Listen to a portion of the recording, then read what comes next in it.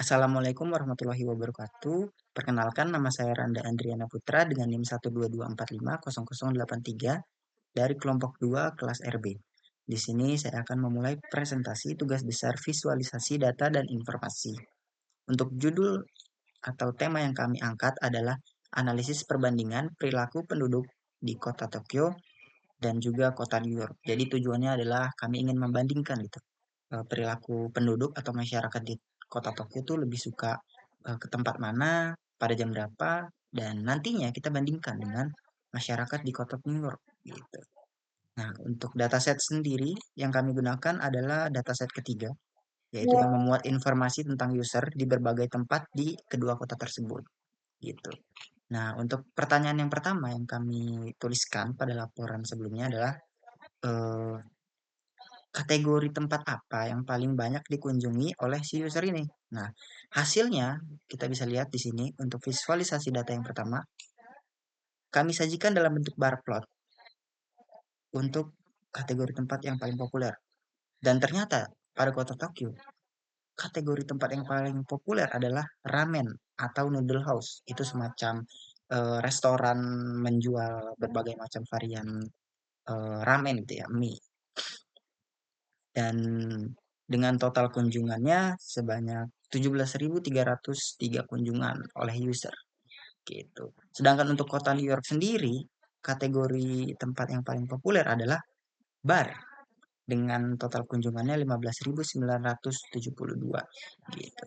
Jadi kita bisa lihat bahwa ternyata perilaku penduduk di kota Tokyo itu lebih menyukai ke ramen untuk melakukan sarapan dan juga makan siang. Sedangkan pada kota New York, perilaku penduduknya mereka lebih menyukai aktivitas sosial gitu pada bar. Nah, untuk ini berhubungan untuk pertanyaan yang kedua. Pertanyaan yang kedua adalah pada saat kapan sih kayak puncak aktivitasnya pada tempat yang paling populer itu di kedua kota. Eh, dan kita bisa bandingkan. Di sini ternyata pada kota Tokyo puncak aktivitas pada ramen atau noodle house itu di waktu sarapan. Kita bisa lihat di sini di histogramnya. Mulai dari jam subuh ya, jam 3 hingga jam 5-an, dia sangat tinggi sekali user ini mengunjungi ramen untuk sarapan. Dan juga pada siang hari dimulai dari pukul 10 pagi hingga pukul 1 pagi, siang sorry, itu sangat tinggi kunjungannya. Sedangkan untuk kota New York sendiri, tepatnya kategori tempat bar, itu kita bisa lihat ya. Kalau bar itu memang biasanya juga aktifnya pada malam hari dan juga tengah malam gitu. Di sini kita bisa lihat bahwa mulai dari sore hari dia naik secara perlahan dan hingga puncaknya adalah pada tengah malam di sini. Sekitar pukul 0 malam, 12 malam. Dan dia akan menurun seiring naiknya matahari atau pagi hari gitu. Ya, di sini jam 10 pagi sangat sedikit sekali yang mengunjungi bar gitu ya. Itu untuk pertanyaan yang kedua. Dan untuk visualisasi data yang selanjutnya akan dijelaskan oleh rekan saya. Terima kasih.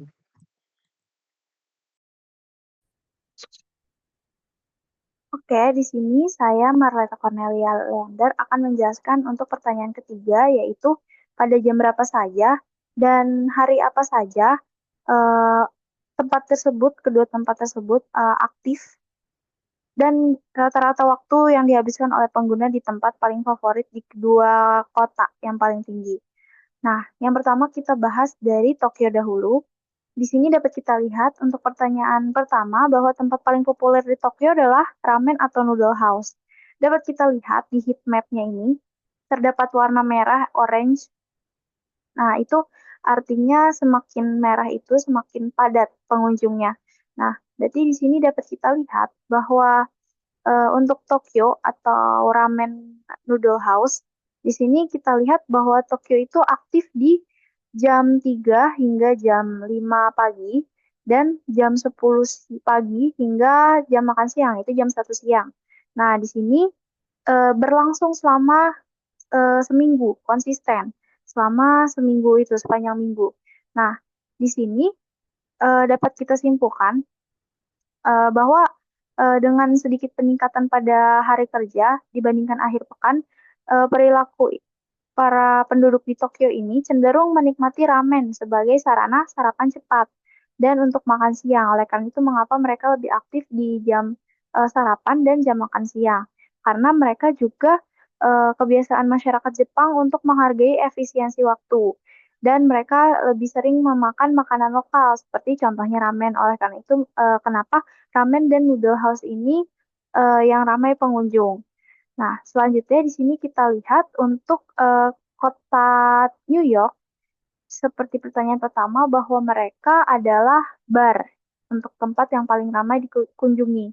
Dapat kita lihat untuk bar sendiri, mereka aktif di jam 12 malam atau di sini 0 di heat map-nya yaitu jam 12 malam hingga jam 6 pagi. Di situ sudah terdapat penurunan jam 6 pagi. Oleh karena itu, kenapa warnanya lebih tidak merah atau orange? Nah, di situ dari jam 12 malam hingga 6 pagi, di situ mereka aktif untuk mengunjungi bar.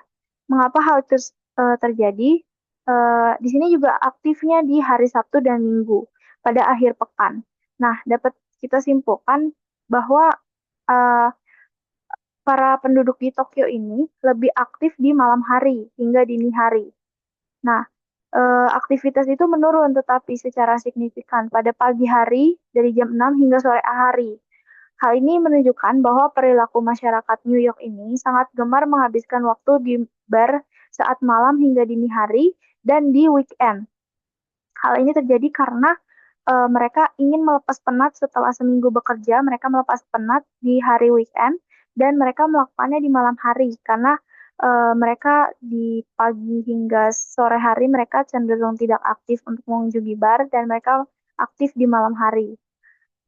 Dan hal itu digunakan mereka untuk bersosialisasi atau melepas penat setelah bekerja.